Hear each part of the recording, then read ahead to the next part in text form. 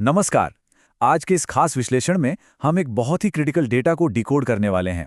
ये जानकारी खास तौर पर हरियाणा पुलिस के बैच नंबर 91, 92 और 93 के कांस्टेबल्स की लेटेस्ट ऑनलाइन ट्रांसफर ड्राइव के बारे में है।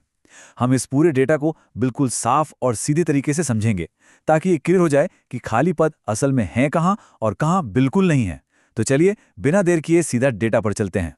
इस विश्लेषण को हमने 5 हिस्सों में बांटा है। पहला, मेन अपडेट। दूसरा, हाईएस्ट वैकेंसीज। तीसरा, मीडियम और लो वैकेंसीज। चौथा, जीरो वैकेंसी डिस्ट्रिक्ट्स। और आखिर में सबसे जरूरी, मैंडेटरी फॉर्म स्टेप। तो शुरुआत करते हैं सेक्शन 1 से, यानी हमारा मेन अपडेट।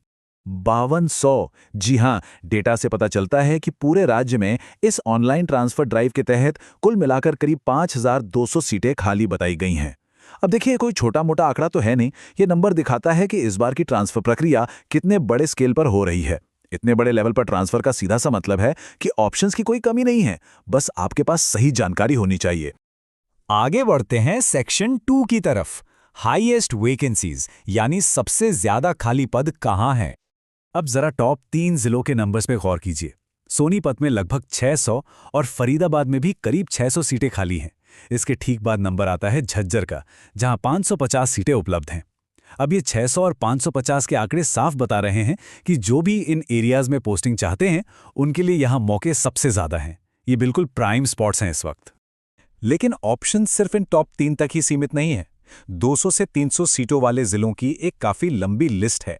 जैसे भिवानी में 300 सीटें हैं, रेवाड़ी और नारनौल दोनों में 250 सीटें खाली हैं। इसके बाद करनाल, पानीपत, हिसार, यमुनानगर, कुरुक्षेत्र और अंबाला, इन सभी जिलों में लगभग 200-200 सीटें मौजूद हैं। देखा जाए तो ये एक बहुत ही solid mid to high tier है, जहां काफी स्कोप है। चलिए अब आते हैं सेक्शन 3 पर, मीडियम और लो वैकेंसीज।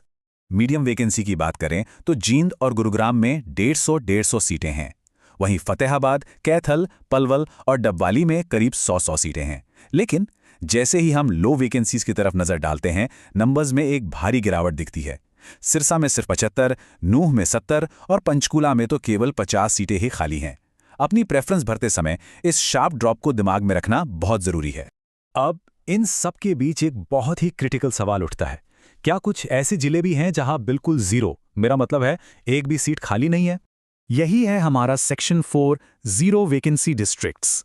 ध्यान दीजिए, रोहतक, चरखी दादरी और हांसी, ये 3 जिले बिल्कुल रेड जोन में हैं।